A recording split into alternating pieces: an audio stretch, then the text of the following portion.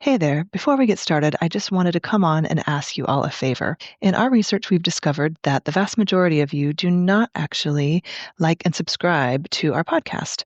And so, if I could ask you to do so, I won't ask you for anything else. And I promise to make this podcast the best I can every day. Me and the team really strive to do that for you. And so, if you could do this for us, we would be eternally grateful. Thank you so much. Hi, I'm Mikkel Weber, founder and auteur of House of Peregrine. Expat, immigrant, pioneer, none of these were a fit, but Peregrine describes what we are all about perfectly.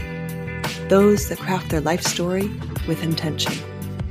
I've spent the last 6 years in awe of the life-changing connections and stories I have experienced while living abroad, and believe it is time for this adventure to be recognized, celebrated, and elevated to the life stage that it is.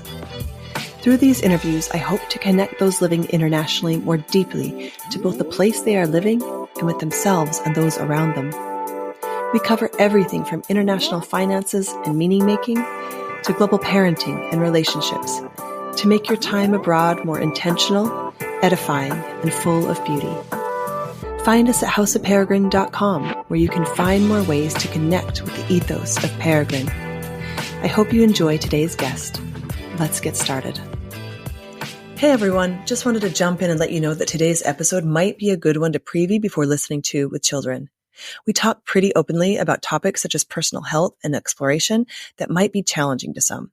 Just wanted to give you a heads up before we got started. Moving to a new country can be a time of rapid personal growth. It can come in many forms like expanded horizons, new languages, relationship growth, and more. But in the spirit of leaving no topic off the table, today I want to talk about our erotic lives. I think it is an important part of life in general, and how we view these things may change more rapidly while living internationally, especially if you move somewhere that is very different than where you grew up, or if you meet people on your journey that give you new perspectives. This is exactly what happened to our guest today. Chiang met her other co-founders, Winxi, Dina, and Simona, while they were all living abroad. The four besties and children of first-generation Asian immigrants were all raised with a conservative Chinese heritage, where the topics of sex, intimacy, and sex education are still considered taboo. Soon after they met, they discovered they were not the only ones who shared this experience. After creating a community of women from around the world who were sharing their stories openly, they realized there was a massive problem in the sexual wellness industry worldwide. And so they started the O Collective to create products and community centered on women's pleasure.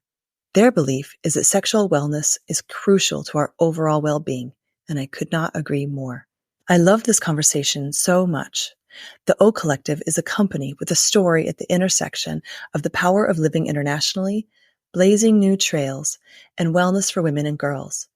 Needless to say, I love what they are up to, and I wanted to bring it to the House of Peregrine community.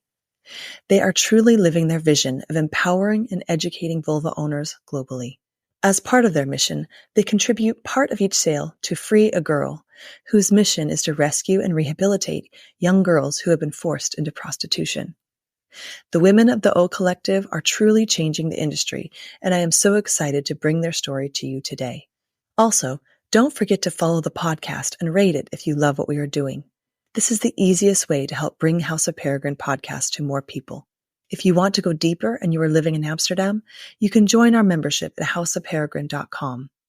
As a member, you get a smart membership with exclusive artwork from Amsterdam's own Laser 314 and access to events, exclusive products, and a community of people who are living internationally. Okay, on to the episode. Hello, Eden. Thank you so much for joining me today. I'm so happy to have you on the House of Peregrine podcast. Thank you for having us. Yes, so I want to jump right in and talk about your company, the O Collective. I really am interested first in how you guys got started. What's your origin story? Yeah. So the O Collective is founded by myself along with three other best friends, Diana, Winxi, and Simona. And we're a sexual wellness brand. When we first started out, it really was just very genuine due to our lack of pleasurable sex. And we were living as expats in Shanghai with lots of busy work, busy social life, busy exploring the new country we're living in and the city we're living in. When you're busy, the first thing you tend to give up is actually your sexual pleasure. And when the four of us got together post-work, we were expats working at Nike in China. We would get together after Wednesday work days for girls' night. And after a few glasses of wine, the topic we always get to is always about the terrible sex we were having. And from there on, we started doing more research and we found out that there is a massive orgasm gap when it comes to men and female pleasure. And we saw the gasping number of 85% of women do not orgasm during penetrative sex. And we were in our mid-late 20s at that time. And for us, we were like, wait, how come we did not know about this? And no one has told us about this. And so we dug deeper and did more research and asked our community. We asked about 200 women. And we saw the result of over 64% of women really wanted to change their sex lives and make it better, but they didn't know how to do so. So then we saw the opportunity. We were like, hey, there's so many people like us. We should be able to help them change what sex is like for them as we're doing with ourselves. So when the four of you just started, it came from you four just like being kind of open and more like candid with each other. Do you think that natural like wonder came a little bit from living in a different country where you're already kind of open to new experiences? Or do you think, I always think that's kind of a trait of international people, but what do you think? I definitely think that contributes to it. So the four of us, what's also interesting is we are all of Asian heritage. And so with growing up in oftentimes stereotypical Asian households is that you have very conservative and strict parents. So in terms of the topic of sex, no one talks about it. And in school, I also grew up half of my life in Asia. School doesn't really teach you about pleasure. School teaches you about not to get pregnant, and sex is about procreation. And from media, it's all about pleasuring the other sex. And it is actually partially our experience out west, me studying in Canada, Diana studying the US as well, Simona and Winxi in the Netherlands, that we also have a hint of Western education and Western media that gave us more exposure to what sex can also be. And so combining the both, we do feel like it gave us more exposure to the potential of the pleasure of sex, I would say. Yeah. And so you feel like that was growing up in your, what you would call conservative, traditional Chinese or Asian backgrounds. The funny thing is, I would say the same thing about living in the US, but I grew up in a very conservative place. And so it's so interesting that that combination helped you. So when you lived outside your country, you got to see that it was different in another country. And all of you had that experience, which is really, really fun. But you found each other somehow, all living in Shanghai, you said. And so when you started doing it, it was just, I mean, I'm sure it came about slowly, or did you guys just start asking around your community and then form the company? It first started quite authentically in a way that we just had a group chat. Firstly, it started with the four of us, then we pulled some friends in, and then our friends started pulling more friends in. We had a group chat of over 350 women. Nice. And what year was this? Tell us which year this was. This was 2020. And It was really just a community where we would give each other ideas and nudges of things to try, things we're learning. We started a blog. We didn't have a brand yet at that time. At first, we called it Nudge because we were nudging one another to learn more about ourselves and our body. And then it was more when we started seeing more and more people coming to ask us about joining the group, we realized that there is an opportunity. And that's when we started digging deep into, market research, looking at the business size, looking at the global volume of, people who need to have more pleasurable sex. Yeah. And the four of you probably all had different skills that you could contribute to this venture. Yes, for sure. So I am branding background. Simona is from a digital marketing background. She is from the Netherlands. She had experiences in Zalando as well, so like e-commerce and startups. Diana is from a media advertising background, and Winxi from a more merchandising and retail background. So the four of us come together quite perfectly to build a brand. Got quite lucky there. No, yeah, that's amazing. And from what I understand, you're continuing to do a very international approach to running your business, which I really love. And so tell us how that works a little bit before we jump into all your amazing things you're doing now. Yeah. So we decided to expand our business globally, partially because, yes, we started the company to help more people like us, as in people who grew up in conservative Asian backgrounds. But as you said, a lot of people have also grown up in conservative backgrounds, wherever they are. And I think the topic of pleasure and sex is actually quite the same globally. And we saw that consistency. And so we also then realized, hey, whatever we're building doesn't just work for a city like Shanghai. It also works in the Netherlands, also works in the US. And there are a lot of people who find resonance in what we do that we can help. So then we started building a more global portfolio. We deliver globally, and we have distributors that we work with in, I think, about 25 to 30 countries now. Wow. And so you realized that your own lived experience was actually more universal than you had originally thought. You thought you guys were the outliers, but actually turned out it was just more of a thing everywhere. Yeah, that's really, really cool. And so when you started as a blog, as a community, and then expanded into what you are now, which is, would you consider yourself a product company, a wellness company, or both? I would say we are a product company. The main thing we sell sex toys to intimate care to intimate wear products. So sex toys, massage oil, candles, lubricants, as well as our latest addition is our sex bonbons. They're called the libido sex chocolates. They're a very fun addition to what we do. But on top of that, we also launch weekly educational blogs. We also host a podcast. We have a YouTube where we interview people who are sexual wellness gurus to sex educators.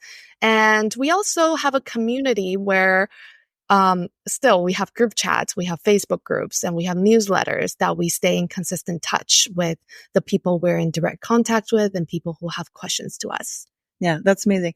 And I think that you guys are in a great spot because I feel like we're all collectively learning just how limited the entire knowledge base of not only women's bodies, through medical research and everything, but also women's pleasure is so taboo and so unknown, even to ourselves. And so would you say that as part of your mission is to change that? Definitely. We're here to break all taboos. All taboos, yes. But for me, it's incredibly interesting to note just how fast things become taboo, which is, if you watch TV, maybe in the US, you think it's different. But I think the next generation, I hope, will not feel like it's such a mystery anymore. But like you said, the orgasm gap between genders was incredibly just off balance. And we were just learning that in 2020, 2021. Yeah. So when you started, when did you guys start realizing that there was obviously a gap in products for this purpose. So tell me about that journey of actually creating products, going from education to making actual products that you obviously were missing in the market. Yeah. So I mentioned previously when we started digging into this area of topic, the number of 85% of women don't orgasm during sex, penetrative sex. We also learned that most women orgasm through clitoral stimulation. And when we were in our group chat, we say, hey, you got to massage your clitoris. But it's really hard to educate people on just massaging their clitoris without giving them a tool. So then that's when we realized, hey, we should create a tool that we can educate people on how to stimulate and massage their own clitoris and pleasure themselves. And at first we were like, maybe we should just bring a product from outside and something that we are able to gift our sisters or gift our moms. And when we were shopping around, they were either too expensive, like it feels like some brands or products are gating pleasure. You shouldn't be spending $100 onwards just to enjoy pleasure when it should be given. Or products that look a bit tacky and cheap, or it feels like it's not really feminine and for us. So at that point, we were like, hey, there's space for a brand like ours, that can be more approachable, beautiful packaging, soft, feminine, and not intimidating. Yeah. And that is a big deal because do you think before, I wonder this myself, do you think most of these products were actually created by men, like most products in the world? Now maybe it's changing, but is that what you were kind of finding? Like you said this wasn't made for us. So do you think maybe that was part of the problem?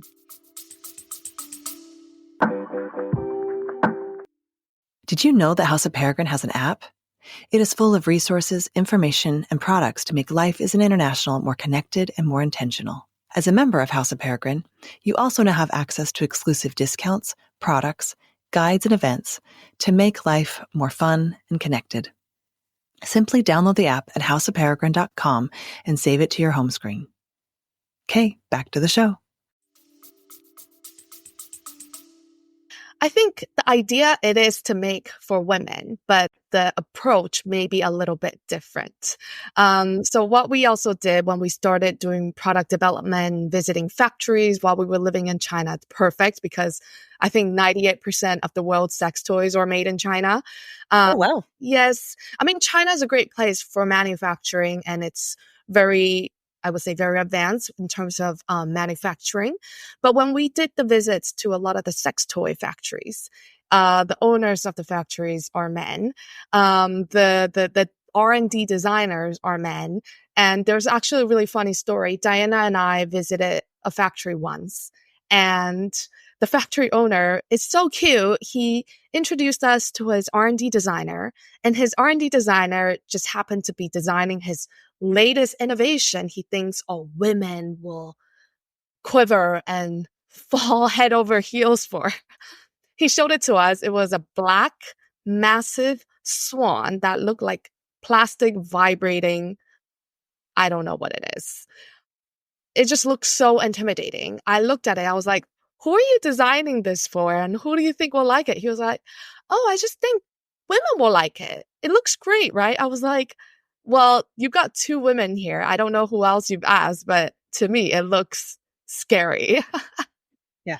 So I think this is also where our brand is a bit different from other brands out there. Is we do work with our group of sex therapists, researchers, as well as direct community of women, asking them what they want, what they need. And we take that feedback and then reflect it in our product, versus some other people out there. It could be a layer of gap. Like, let's say if it's a male manager asking his female colleague to say, why don't you take this toy back home? And you can report back how we can make this better.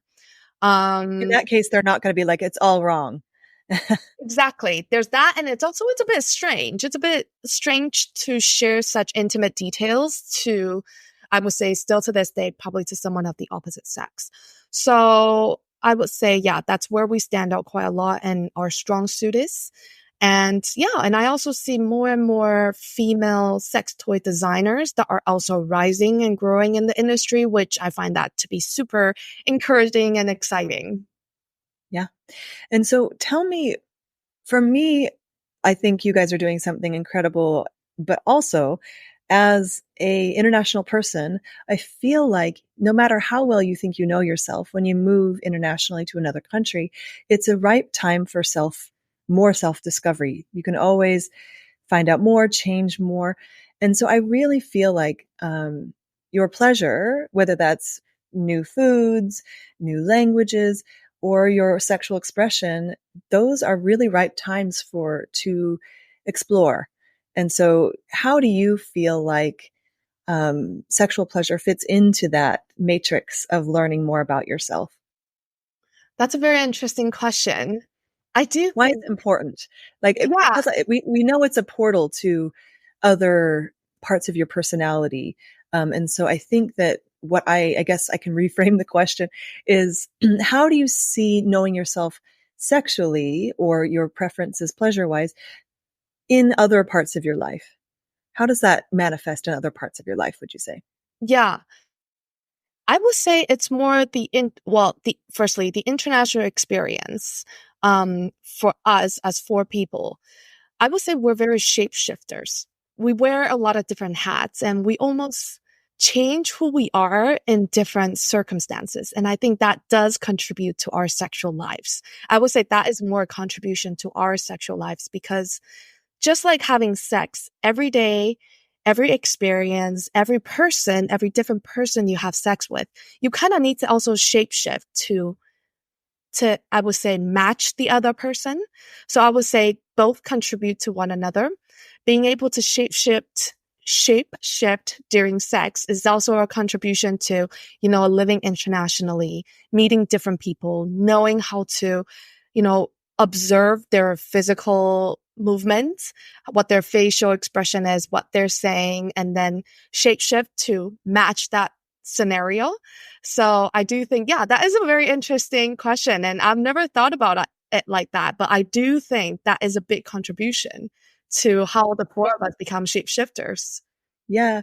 And it's a language in and of itself, right? And so I think, especially dating, if you're in a new city or if you're having these experiences with people, it's really, really important that you know yourself, to be able to fully express or learn something new. And maybe they teach you something new, just like if you were to be in a dance class or something about yourself, they teach you something new about them, but they teach you something new about yourself. I also have noticed that even if you move internationally partnered, you're changing a whole bunch. Mm-hmm. And so I mean, if you're partnered and you are bringing sex toys or new sexual awareness into your relationship, does your community talk about that at all? Yeah. Um, Sorry, can you reframe that question again? Yeah. So if you're single, it's a very ripe, like you're always changing with different partners Yeah. or learning new things about yourself. But when partnered, when you're Mhm. moving into a new phase of self expression, which I would say moving to a new country kind of sometimes kicks that off. How do you begin that conversation if you're partnered? Do you guys have ways that you have people introduce this into a couple or keep it to themselves? Or is there advice you give people if they're partnered and they want to increase their own sexual awareness about themselves without damaging their relationship with their partner? I guess I Mhm, would say. mhm. Yeah. When it comes to that, I really do think it's communication. And I do believe in resetting every few months because we are always changing and we're constantly evolving. And I do think people who are moving internationally evolve even quicker because you are changing new environments. And with someone that is partnered, being in a new place is actually, I find that to be exciting because it's almost like you can redefine who you are. You can become a whole new person if you want. And that's a great time to reset yourself sexually as well. Like, hey, you and I, we're now, let's say we're living in Spain. What is this new thing we want to explore sexually or with one another in the city? And is there other, let's say, parties, people we also want to involve in our intimate sexual relationship? I think these are all things that, yeah, I think couples could engage in. It's just have an open dialogue, reset the goals and reset boundaries, reset what each other are looking for. Yeah, because culturally you're going into a different culture with different limits. And I think it's actually under um, the many discussions that you have with the partner when you move internationally, I think is part of my mission because I think people sometimes just dive into the unknown Mm. without agreements financially or sexually. And it leads to quite a bit of friction and unnecessarily, because it really is, I feel like you said, such a ripe time to be able to become a new version of you or an old version of you or become something new. And being partnered maybe shouldn't be a drag, I guess. And so I think that sexual expression is a really big one that I think, for me, I see it come out in all areas of life. So if you're able to learn more about yourself this way, both people, or even if you're single, it really bleeds out into other areas of your life. So very cool. So now I want to move on to the like what was your first product and how did you design it? Yeah. So the first two products we launched are Kits and Pixie. So they're both clitoral toys and 100% focus on the clitoris. Kit is a bendy rabbit vibrator. You can choose to insert it into the vagina, but we always say focus on the clitoris first. And only if you want to try inserting, then you can have the choice to with Kit. And Pixie is a 100% clitoral vibrator. And it's also perfect to use with a partner because it's very thin, it's very small. It doesn't get in the way, let's say, if you're doing partner penetrative sex, or if you're in, let's say, a woman having sex with another woman. It's also a great way for you to pleasure one another with it. We've also heard from other women who are in lesbian relationships that they will strap it on their knee, wearing a pair of socks, and then using that as a toy with the partner. So the first two toys are 100% focus on female clitoris pleasure. So you went straight to the source. You learned that most women have success this way, and then went straight to that, which is really great. So you designed to that, and then you have come out with many more products. And so what would you say? So I feel like I know what your guiding principle is: women's pleasure, yes. Which I love. And how do you think that is changing the world? What do you see as the effect of focusing on women's pleasure so much? Definitely. This topic gets me really excited because we do feel like once a woman understands how she can pleasure herself, it contributes to so many other things. Firstly, if she is in a relationship, it contributes a lot to a relationship, a couple, because you're more confident with how you enjoy pleasure. Then you can then openly communicate how your partner can help pleasure you. So I think that's number one. And number two is self-pleasure is just great because it does help with overall mood, overall feeling sexiness, confidence. So yeah. Yeah. And so when women know their own bodies and their own wants and desires, it contributes to their whole life, partnered or not, is what I hear you saying. Definitely. And so then I love that you guys contribute. I want to hear about Free a Girl. So when someone makes a purchase with the O Collective, how does it work? Tell me about Free a Girl first, and then tell me how it works. So firstly, how we picked Free a Girl. So we had a poll on one of our newsletters as well as on social media asking our community for cause that we should contribute to. And that was one of the causes that we have firstly picked, but then our community then vouched for that community for us to contribute a portion of our sales to. So for every sale that is purchased, we contribute 1% of our profit towards Free a Girl. And at the end of every quarter, we just make a massive donation to them. Nice. And tell us why you chose that one. Tell us what drew you to that organization, cause. What would you call it? I would say it's both. It's helping young women keep them safe from sexual abuse. And so this really is resonant with what you're doing, right? So keeping women or girls from being violently used for usually men's pleasure. So that really resonates with your cause, and it's actually balanced, which is really cool with what you guys are doing. So I want to get into a little bit where you see this going. Like, what's the big vision for the O Collective? It's already big, but what is the? I love to ask people about their grand visions. So I know your other three partners aren't here, but if you could show us what the O Collective will be like in 10 or 20 years, what would you say? We want to help women at every stage of their life cycle bringing them pleasure at every stage. I think right now we are serving more of a specific stage of women. But I mean, women go through so many stages. Right now we're serving a woman who is just learning about her pleasure, beginning in this journey, being in a relationship, probably a younger relationship. Those are the women we're serving at the moment. But we also see, hey, there is premenopausal, postmenopausal, women that are of, let's say, 60, 70 years old that we can also serve. But at the moment, we are serving a specific segment, but we hope in the future that we have the right products to help them at every stage of their life cycle. Yeah, and it sounds like that starts with conversations for you guys. And so I really love the approach of leading with community, like really having your community. How has that been unexpected for you guys, if it has been, in building a brand and a company with community being a big part of it? Just how much women want to be a part of this, and how much people, when women get together, there is a strength in us that we're more unafraid to speak about what we think.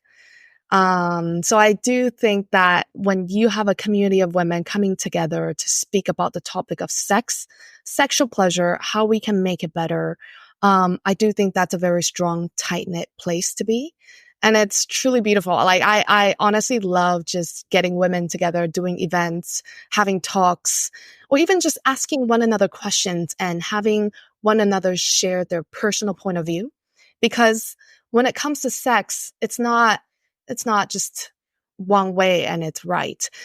Everyone is different. And by hearing all these different stories, different point of views, different perspectives, you can also feel less alone. One of our segments that we do in our blog as well as our podcast is called Just Like You. We started that because it was actually quite also natural. It was the four of us were discussing about a topic of HPV, and we separately all had HPV, but different strains. And we thought we were all thought we were dying. And it was only until I know, right? It was only until we spoke about it to one another. We were like, oh, we all have it. Oh, so what was your journey like? And then you feel a lot better once you hear that you're on the same journey another person is on as well. And just like sex, whether it's good sex, bad sex we want to get better at, a bad partner or good partner, hearing these different experiences can all make us feel less alone. And I think that's where our community contributes to that. Right. It reminds me, and maybe it's just because of my age, but it reminds me a little bit, and it's not the same, but when Me Too happened, and everybody thought that they were having their own experience until women started speaking to other women. And then it became, I would say, a global phenomenon, would you say? I was in the US at the time, but I feel like around the world, women started going, oh, me too, me too. Oh, I thought I was alone. Yeah. Or I was the cause of this, or something was wrong with me. And there was it was just incredible. We had never spoken about it between women. There was this shame or something. And so I really feel like you guys are it's the same energy you're talking about pleasure, education, experience, problems or scary things as well. Yeah. The entire experience of being a woman and parts of your body that are not often spoke about in public. And that really does change the world. And so I commend you on that, because I think pleasure can be a hot button topic, but so can pain or things that are hard. And so I think that you're right, women. And why do you think when I think back to why I didn't mention to anybody about my own experience, for me, it just wasn't, there was no language, there was no forum, it didn't even occur to me to talk to somebody about this. Would you say that was the same for you growing up the way you did and where you did? I think a big part of it probably was shame. And we recently ran a campaign. It was a partnership with Mubi on a movie called How to Have Sex. And I feel like I'm very open when it comes to the dialogue, talking about sex or problems that I have, issues that I've experienced, bad experiences that I had. But from the movie How to Have Sex, the whole thing they were talking about was consent. And the first time a woman engages in, let's say, sex when she's starting out. And I realized I never spoke to anyone about my first time experiencing or engaging in some form of sexual act. And I realized I kept quiet the entire time because I don't know how to express that feeling with other people. I always just felt like, oh, it was probably only me. And oh, it was me because I never said no. It was me because I just laid there and let him kiss me, for example. But until I watched that movie and then we shared it on social, we spoke about consent, then we had people also sharing, oh, I wish I've said something different, or I wish I knew I had the right language to express myself. So I do think it is knowing that you can talk about it and knowing how you can talk about it is very, very important. And I hope we can help to educate more people that are younger than us, that they have the voice and they should use their voice. And likewise, for other people is to ask other people for their consent and ask. And it's not just about always, oh, I need to voice out, but also other people to be aware of how we feel as well. Yeah, I totally agree with that, because I think it's been an entire decade or more of just asking women to be more vocal and know their needs. And we've done that. We've done that work, I think, and even with kids, teaching them about owning their, they're the owner of their bodies. But I would say the next frontier is, we've taught an entire generation of women or more to know their needs and wants and desires and how to say no. But now getting the people that we're partnered with to actually listen to our voices, I feel like is the next frontier, because we can say no all we want. Yeah. And we know very well that it might not matter. And for me, that's the next frontier. And so do you have, I know you said you just did a campaign around this, and I think it pertains to coupled or not coupled tools or things for people that are not women to engage with consent, pleasure, or is that outside of your mission, which is totally fine? Definitely. We also just launched a blog. It's also about consent. And it is about obtaining consent and giving consent. So obtaining consent is normally would be from, you can be a man, a woman, or whatever, and you can be asking a partner or someone in a relationship how you want to obtain sex with them. And then giving consent is how do you give verbal affirmation that whichever partner you're with, what they're doing is what you like. So we have launched a blog, and I think it works with both genders. And you can use that as a resource to kind of get yourself started in the journey of consent. Yeah, nice. And since this is a worldwide phenomenon, I feel like this knowing how, where do you think it stems from? Do you think it stems really from, I mean, cultures worldwide have this problem. It's not a Asian problem or an American problem or a European problem. Where do you think it comes from? I think it does come from, there's definitely more female independence, emancipation of the female gender. And I do think that contributes a lot to us having more of a voice and us being able to voice out what we truly want and demand for it. And now we don't just have to protect ourselves. We have to demand other people to do it with us as well. And I do think, that is a global phenomenon I see changing, and the narrative is changing. I think media is a big contributor to it, and more people being able to share their personal voices is a contributor to it as well. Yeah.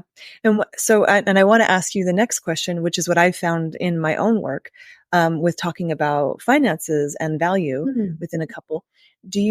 I've found what I didn't realize is there's more chance of violence when talking about these things, which I don't want to scare people. It's not very sexy to think about violence, but what I'm working on right now, and maybe this is why I'm asking you, is ways we can bring this up, because we are mad about this. We are angry about this within our own lives and for the world. But we still, when we're in these situations where we may be more vulnerable, is there thoughts around this? I'm really asking you as a thought leader. if what you're considering around this, because for me, I'm now going back and considering my approach, how to structurally change making women so vulnerable, but also if they're in a situation, how to maybe employ other things to get my way. The anger drives it, but how can we then implement it in a way that's maybe safer? Is there any thoughts around this you guys have? I know it's not very sexy and it's not very fun, but I think it's something we deal with as women. So if I can understand that question correctly, is how do we approach situations such as talking about, let's say, Our pleasure, what we want, Yeah. because we know it can be, we hope the world's changing and it is, but it can be really threatening to talk about these things still, especially with people who may have different thoughts or grown up differently, or maybe aren't doing as much research as we are about pleasure and about women's bodies. Yeah. Oh, you mean violence coming from other people or from ourselves? Yeah. From other people. Okay. Like your other half maybe not receiving the question or the statement or the requests as kindly as you wished. That is a tough question, and I think it really varies from relationship to relationship. But what I'm also seeing is using forms of media perhaps could help as a way to open the dialogue, because you're not involved, but you're using media as a way in to see how they are able to be receptive to a certain message you want to get to. And I learned this actually from a friend who comes from a very, very, very traditional background, religious, from the Middle East. And the family was very against homosexuals. And it was after, I would say, firstly, their nation started opening up about homosexuals and the whole ideas of it. And him showing his family what that could also be in different forms of media. His family actually became more and more open-minded through time. It took him 2 decades to get there, but now he finally opened up to his family that he is gay. And 20 years ago, I remember when he told me, he said, my dad told me he would disown me if, let's say, I turned out to be gay. So, okay, that is a form of violence in a certain way. And of course, everyone's circumstances are very different. But if I were to approach this situation, I would firstly just slowly nudge them in kind of a direction that I'm looking to get to, and then see how they receive these information. And if not, I would then probably seek help, like a third-party help, whether it is a sex therapist or a psychiatrist or a psychologist, or even just joining different workshops if that's an easier in, to kind of nudge them in the right way. And also slowly opening them up to these different, I guess, environments. And once they become more and more accustomed to these environments that you want to guide them to, I think they will start probably be more primed and start changing their perspectives on things, that it's not so weird and it's not so scary.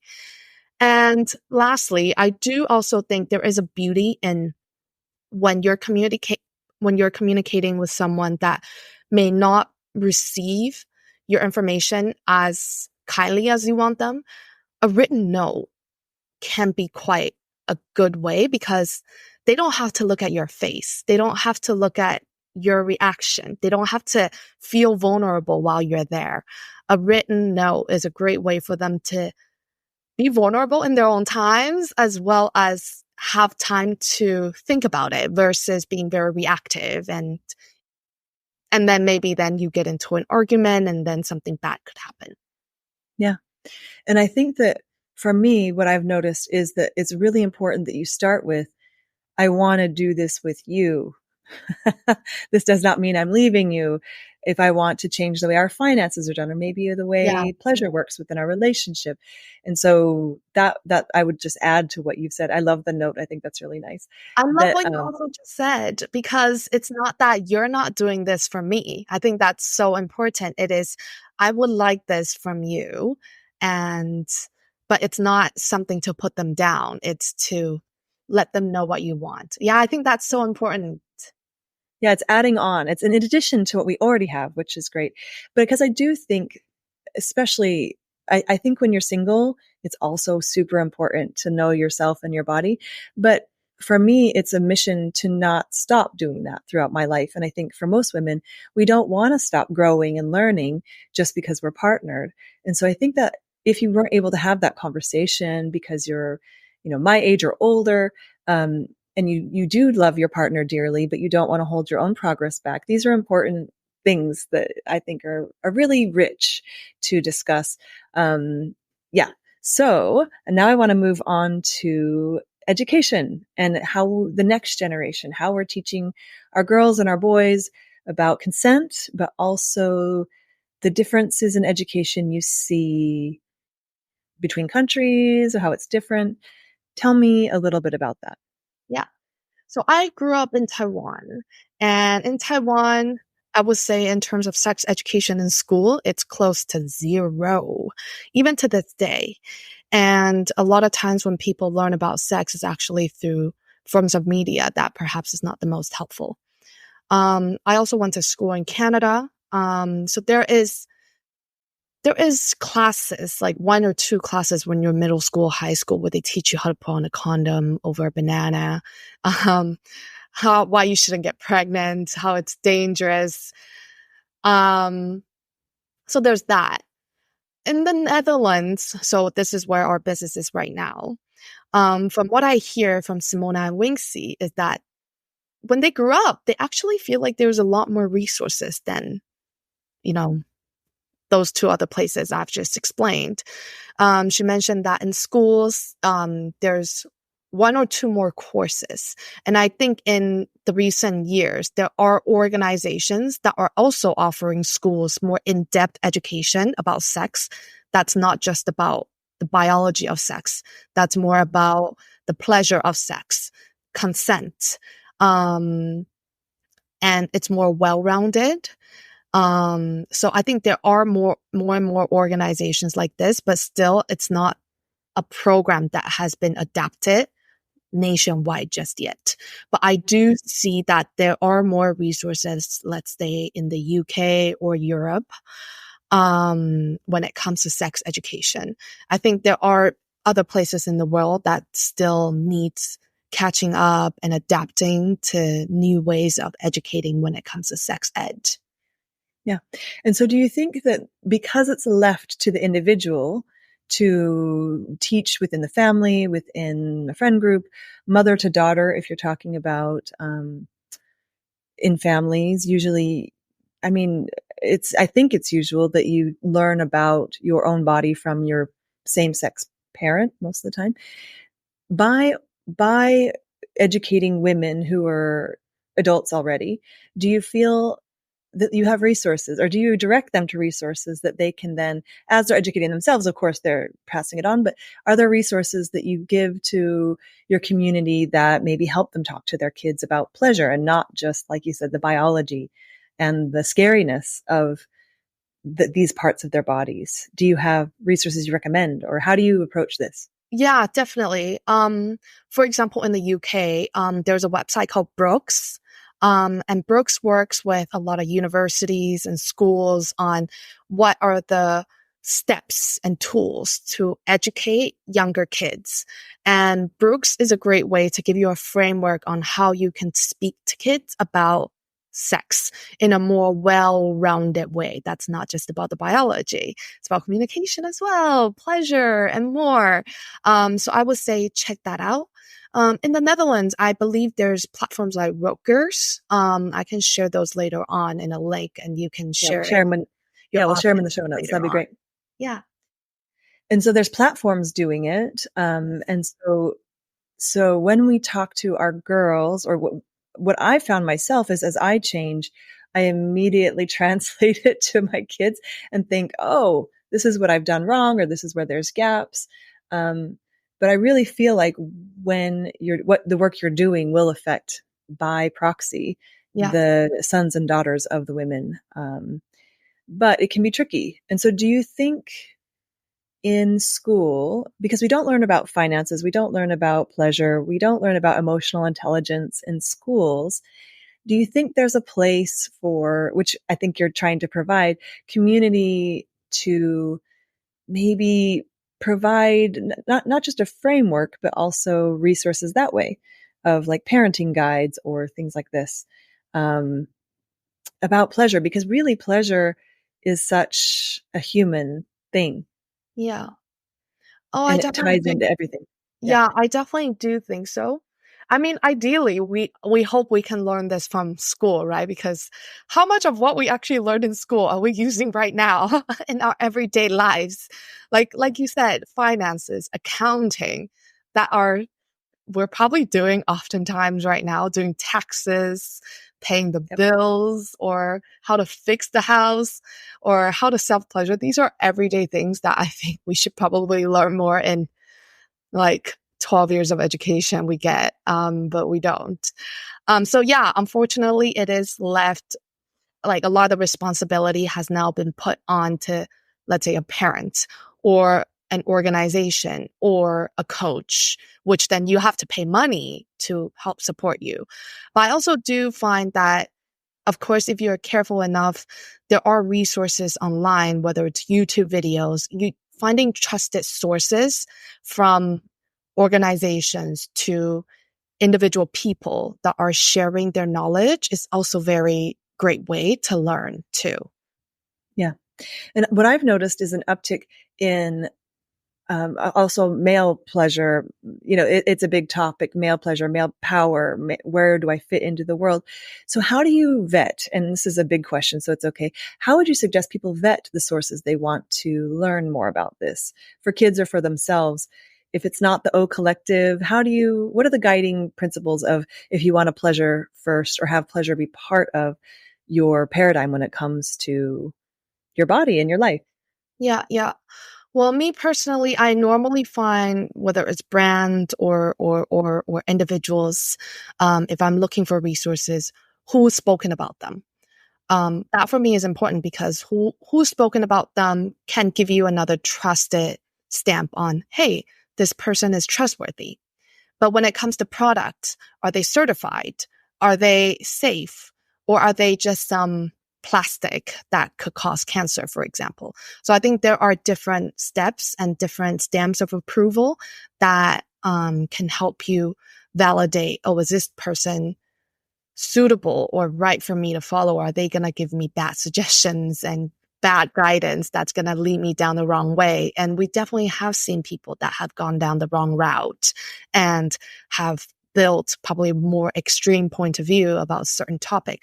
But again, I also find it to be quite beautiful, the internet, that anyone can find what they like.